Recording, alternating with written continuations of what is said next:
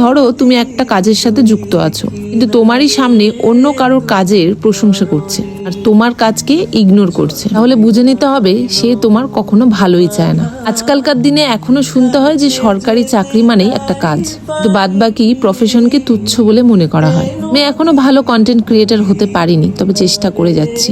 তার আগে যখন আমি মেকআপ আর্টিস্ট ছিলাম তখনও মানুষ অনেক কিছু বলেছে। এতে এটাই বোঝা যায় তুমি যাই কিছু করো না কেন, তোমাকে লোকে জাজ করবেই। জাজ করার জন্যই সবাই বসে থাকে। সবার চিন্তাধারা বদলাতেও পারবে না, বদলাতে গেলে বরং তুমিই খারাপ হয়ে যাবে।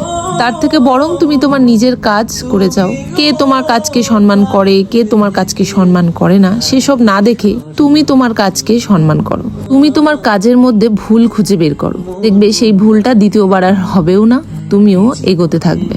সবসময় মুখে বললেই যে জবাব দেওয়া হয় সেটাও কিন্তু ভুল। আমরা অনেক সময় কাজে করে যোগ্য জবাব দেই, আর সেটাই করা উচিত আমাদের সকলকে।